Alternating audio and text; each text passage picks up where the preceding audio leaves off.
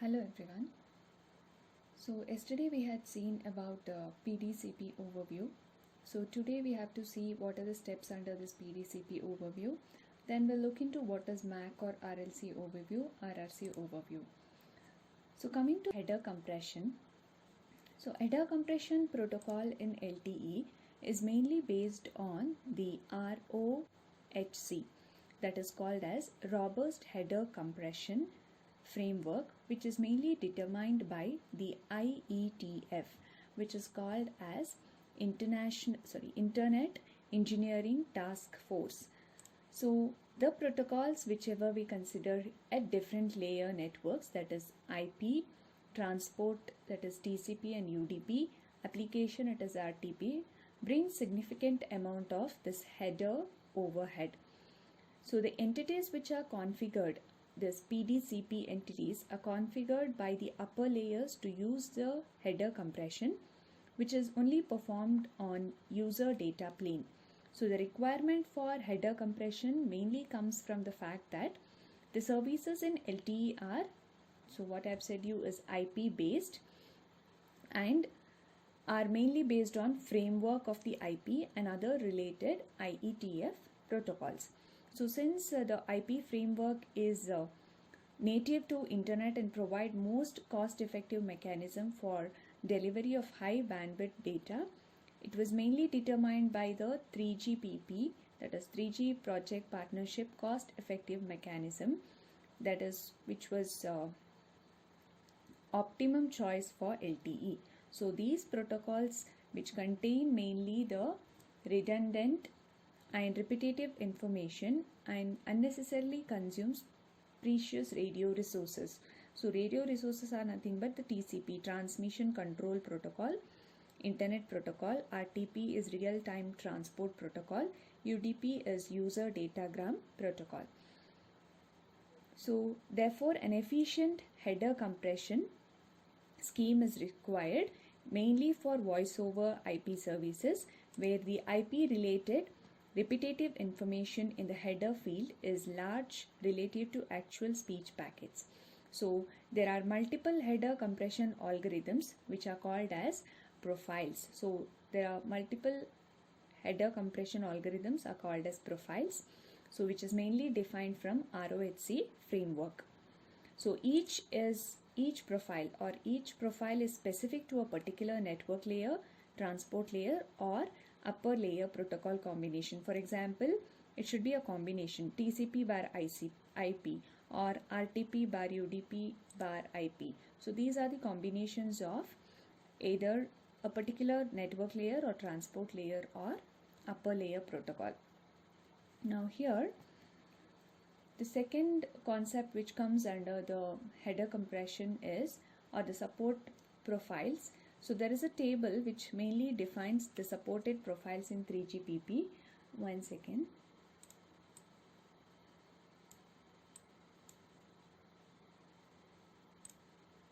Okay. So these are the supported header compression protocols and files. So this is the profile ID for each cases. So it will define the usage, comparing either the combination of network layer, transport layer or upper layer protocol. This will be the references for each of the cases. It is mainly in 3GPP release 8 which are listed. The next one which we'll be seeing is integrity as well as the ciphering technique or ciphering.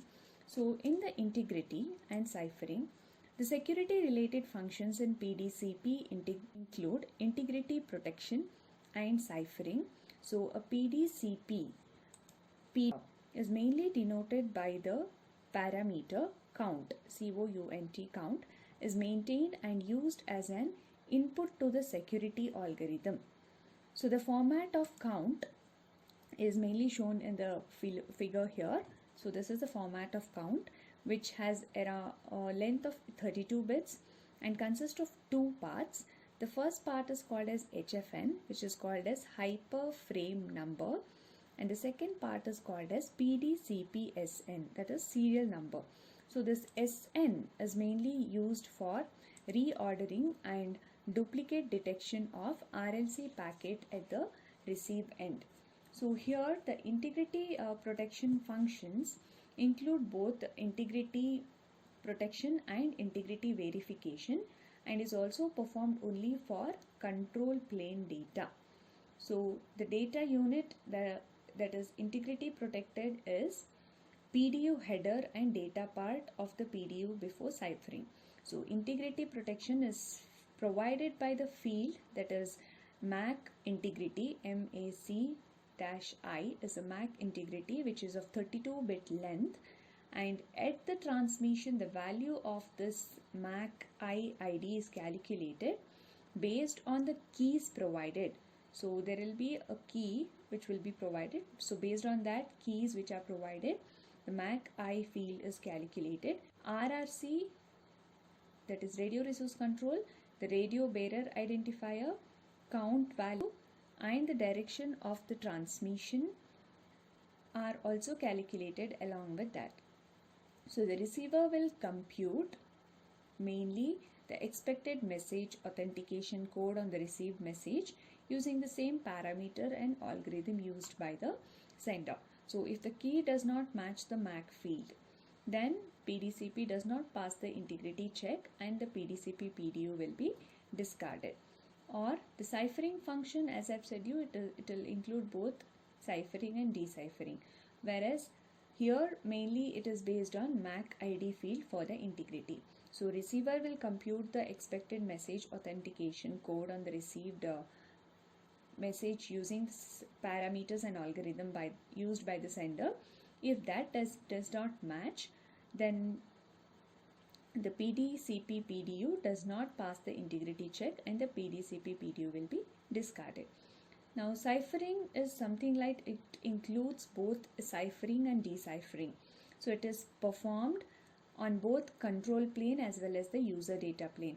So if you consider the control plane, the data unit that is ciphered is the data part of the PDCP PDU, and the MAC integrity for the user plane, the data unit that is ciphered is the data part of the PDCP PDU.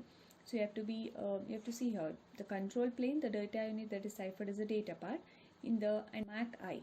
For the user plane, it is the data unit that is ciphered is the data part of PDCP and PDU. It is two, PDCP PDU and MAC-I. Similarly, this neither your integrity nor the ciphering is applicable to PDCP control PDUs, and the ciphering function is mainly activated by the upper layers, which also configures the ciphering algorithm and ciphering key to be used.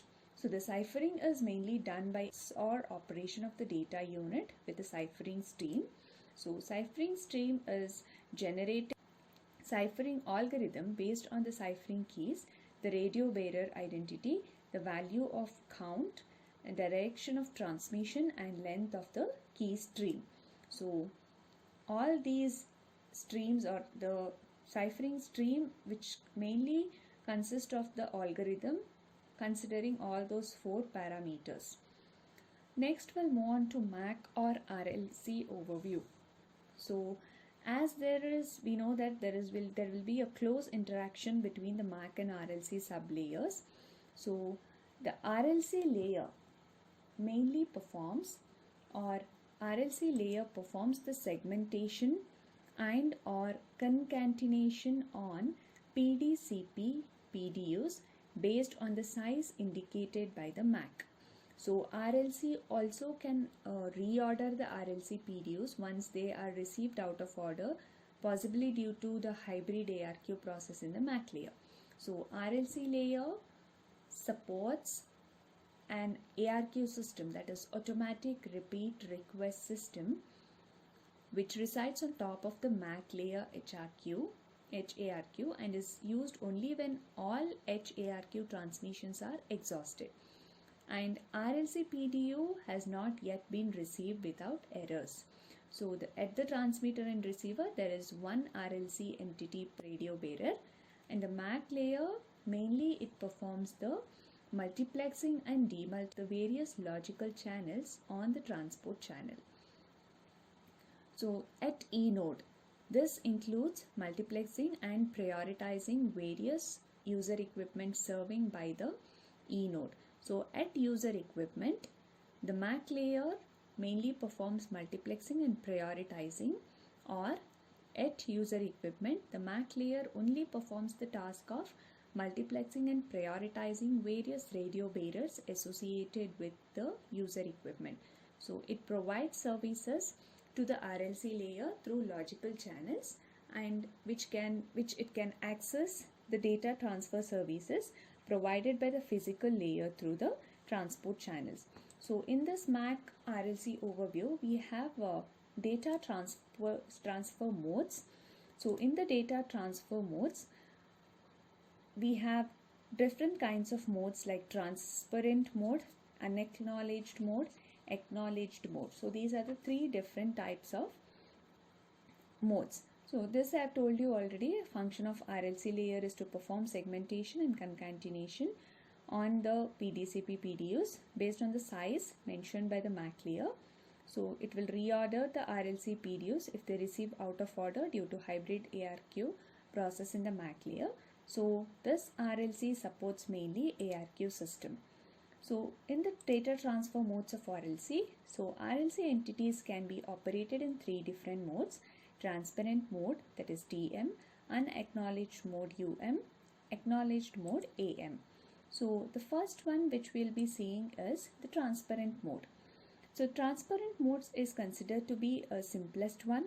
So here the RLC entity does not add any RLC header to the PDU, and there is no data segmentation or concatenation is performed. So this mode is mainly suitable for services that does not need retransmission or are sensitive to delivery order. So only RRC messages, for example, only these RRC messages such as broadcast system messages or broadcast system information messages and paging messages use this transparent mode. So this transparent mode is not used for user plane data transmission. So RLC data PDU delivered by a TM RLC entity is called as TM data TMD PDU. The second one which we'll be looking into is the unacknowledged mode. So here the unacknowledged mode or UM mode provide in sequence delivery of the data that may be received out of sequence due to HARQ process in the MAC, but there is no retransmission of the lost PDU is required.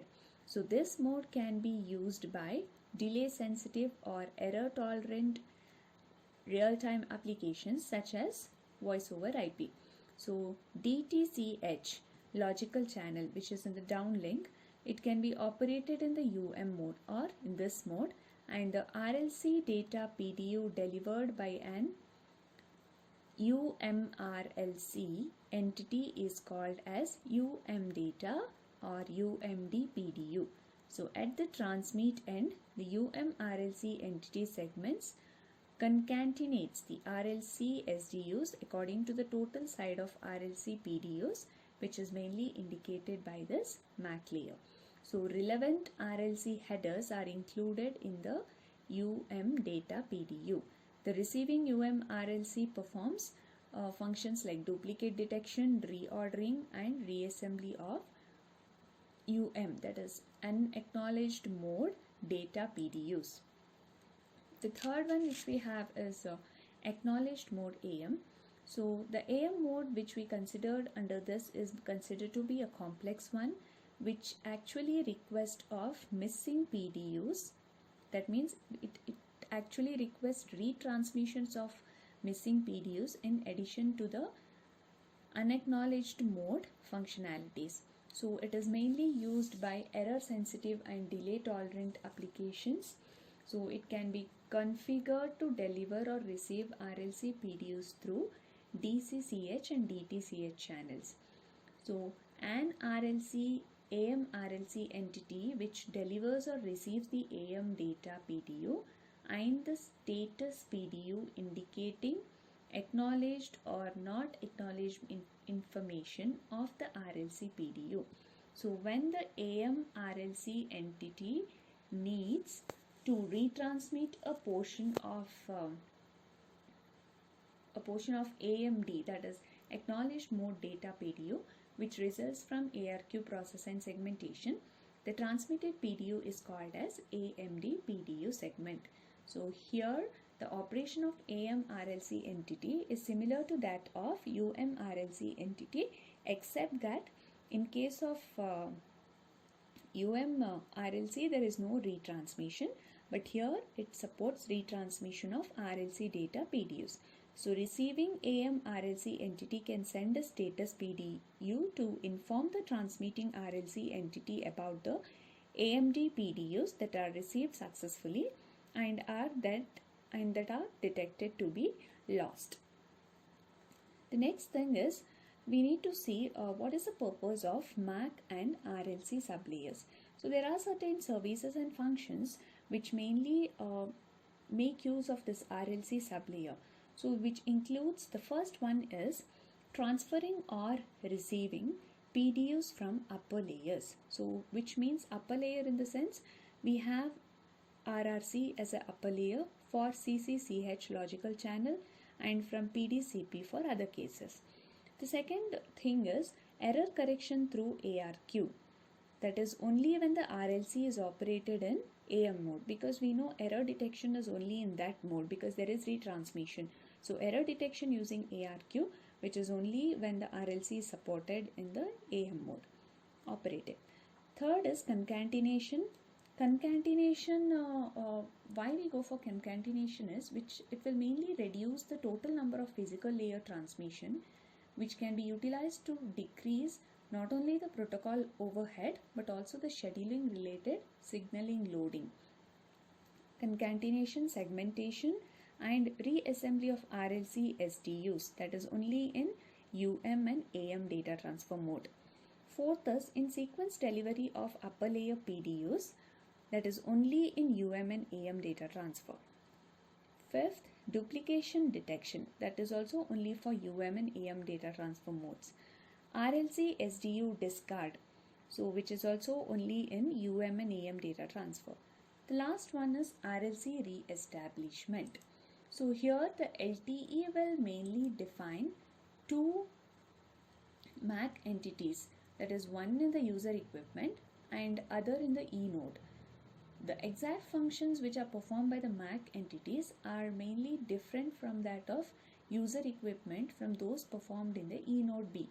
So main services and functions of the MAC sublayer, it is different.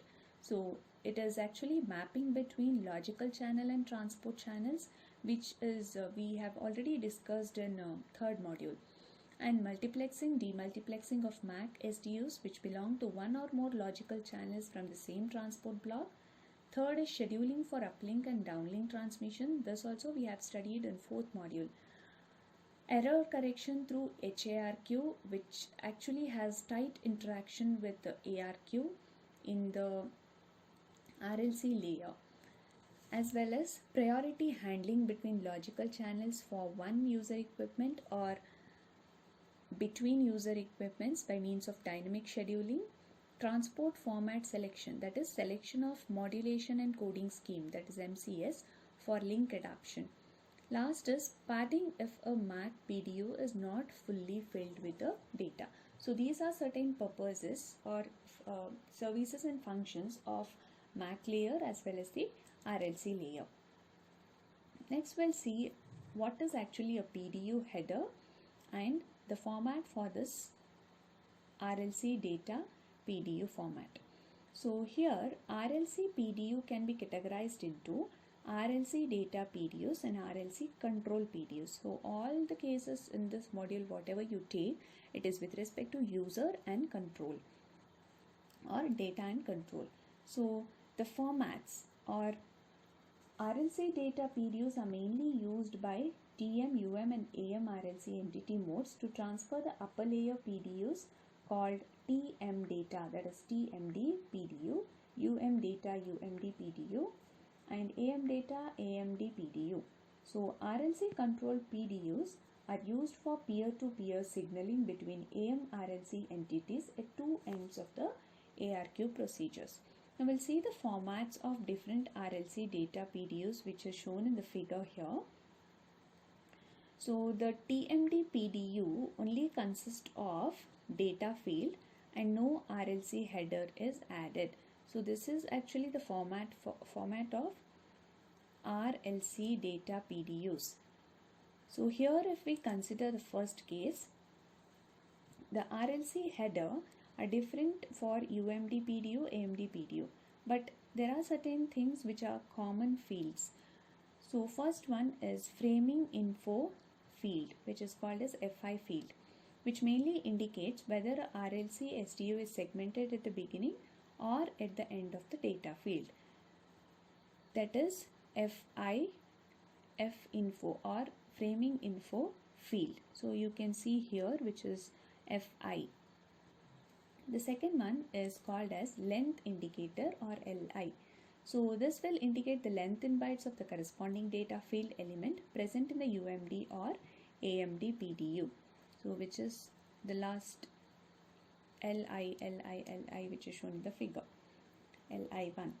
Third is extension bit or extension field. The field indicates whether a data field follows or a set of E field, and LI or length indicator field. Fourth is SN field, which is indicating the sequence number of the corresponding UMD or AMD PDU. It mainly consists of 10 bits of AMD PDU segments and status PDUs, and 5 bits or 10 bits for UMD PDU. The PDU sequence number which is carried out for RLC header is independent of SDU sequence number, that is PDCP sequence number. So these you can see in the figure here. So there is a data, so there is different format for different datas, AMD, UMD, TMD. So there is length indicator, there is extension bit, there is serial number, sequence number, and again extension field. Then it is a frame info. This is for UMPDU. Now here for AMD PDU and AMD PDU segments, additional fields are available, which is called as data or control field, that is DC field. So you can see here that is only for AMD PDU as well as AMD PDU segments, D bar C. So this mainly indicates whether the RLC PDU is an data or control PDU. Similarly, next one is resegmentation flag, which is called as RF. So you can see here, whereas for UMD it is not there. So resegmentation flag, it indicates whether the RLC PDU is an AMD PDU or a AMD PDU segment. So this is just to identify. Third is polling bit, which is P field, which mainly indicates, you can see here the third bit, whether the transmitting side of an AM RLC entity requests a status report from its peer AM RLC entity. So these are those fields which comes under AMD PDU and AMD PDU segments. Similarly, for this, additionally, the RLC header of an AMD PDU segment contains a special field or contains special fields which includes mainly segment offset or SO field. The SO field mainly indicates the position of the AMD PDU segment in bytes within the original PDU. So you can see here the segment offset field. One more is last segment field or LSF field, which indicates whether the last byte of the AMD PDU segments corresponds to the last byte of an AMD PDU. So this both, that is segment offset and last segment offset, you can only see in AMD PDU segment. The next is about the status bar, that is the format of status PDU, which is shown in the figure. So there are certain common fields which comes under the status PDU. The status PDU is mainly used by receiving AM RLC entity to mainly indicate the missing portions of the AMD PDUs. So under that first one we have is the control PDU type, that is CPT, which mainly indicates the type of the RLC control PDU, and in the release 8 the status PDU is only defined for control PDU. The second one is acknowledgement SN or SEK SN field, which mainly indicates the SN of the next not received RLC data PDU, which is not reported as missing in the status PDU. Third is, that is acknowledgement comes in this here. Third is extension bit 1 or even field. It mainly indicates whether a set of not acknowledgement SN or E1 and E2 which follows. Extension bit 2 is the next field, that is E2, which mainly indicates whether a set of SO start and SO end follows. So you can see here E1 should follow this acknowledgement, E1 should be here, E2 will define SO start, SO end. Fifth is negative acknowledgement, that is NACK SN field, which mainly indicates the sequence number of the AMD PDU or portions of it that has been detected as lost at the receiving end of the AM RLC entity. Before that, there is one more, that is start and SO start field and SO end field. So these two fields together indicate the portion of the AMD PDU with SN, which is equal to not acknowledgement sequence number that has been detected as lost at the receiving side of the AM RLC entity. So this is actually the format. So you have D bar C, CPT, that is control PDU type, acknowledgement sequence number, extension bit 1, then not acknowledgement sequence number, extension 1, again extension 2 bit, which will indicate a set of start, SO start and SO end, then again a not acknowledgement sequence number. So this completes the format of the status PDU. So next we'll look into what is actually a MAC PDU format. So I'll just tell you in general what are the fields which comes under the MAC PDU formats. So this is the figure or an example which mainly consists of MAC header, MAC control elements and MAC SDU and padding. So in the MAC layer, it mainly receives the data from RLC as MAC SDUs and passes the MAC SDUs to the physical layer. A MAC SDU mainly consists of two parts. So that is called as MAC payload and MAC PDU header. So which you can see in the figure, this is the MAC header, then one more is a MAC payload. So this will indicate the header, this will indicate the payload. So here the MAC payload mainly consists of zeros and more MAC SDUs, zeros or more MAC control elements and optional padding. So MAC PDU header consists of one or more MAC PDU subheaders, while each subheader corresponds to either a MAC SDU or a MAC control element or padding. So therefore both the MAC SDU and MAC header are of variable sizes. So you can see here there is one control element, there is a header as well. So mainly it will have one or more MAC PDU headers, so where it also corresponds to a MAC SDU and MAC control element or padding. The format of this MAC subheader is shown in the figure, so which mainly consists of 5 different fields here. So that is R, E, LCID, F and L. So in this field, the first one, that is R field, is called as reserved, or it is reserved field which is always set to 0. The second one is E field. It is called as an extension field to indicate the presence of more fields in the MAC header. So if the E is set to 1, another set of at least R or E or LCID field follows. Otherwise, that is, if it is not set is equal to 0, either MAC SDU, a MAC control element or the padding will follow. Third field is LCID, which is logical channel ID field, which indicates the logical channel instance of the corresponding MAC SDU or the type of the corresponding MAC control element or padding. So there is one LCID field for each MAC SDU, MAC control element and padding included in the MAC PDU. The fourth one is called as F field, which indicates the size of the length field. It is set to 0 if the size of the MAC SDU or MAC control element is less than 128 bits. Otherwise, it is set to 1. So there is one field, F field, per MAC PDU subheader except for the last subheader and the subheader corresponding to fixed sized MAC control elements.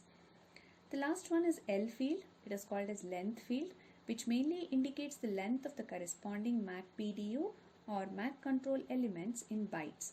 So the size of the L field is mainly indicated by the F field, that is the previous one, that is length field.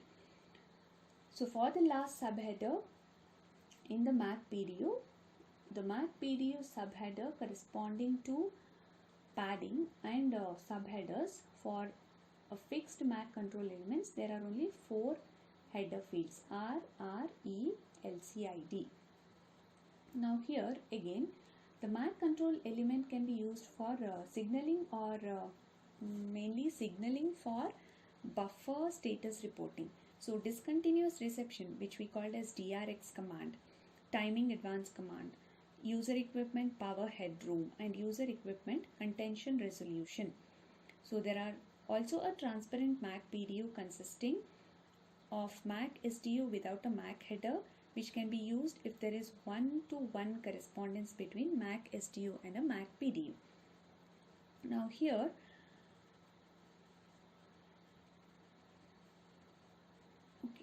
it has a MAC header which consists of one or more MAC PDU headers. So subheaders mainly contains payload information, and we know payload contains one or more MAC random access responses as well as the optional padding. So here in the ARQ procedures, before going into ARQ procedures, there is actually a reserved bit in the MAC header, which is R bit or reserved bit, which is set to 0, and one more is timing advance command. So it indicates index value, which is used to control the amount of timing adjustment that user equipment has to apply. So usually it is of 11 bits, and UL grant, which indicates the resources to be used on the uplink, and it is of 20 bits. Next is temporary CRNTI. This field indicates the temporary identity that is used by the user equipment during the random access. So size is 16 bits. So the next concept what we have is ARQ procedures. So there are certain procedures which has to be followed to better support upper layer services. LTE will apply efficient 2-layer retransmission scheme. So we'll discuss this ARQ, that is automatic repeat request procedures, in the next class. Thank you.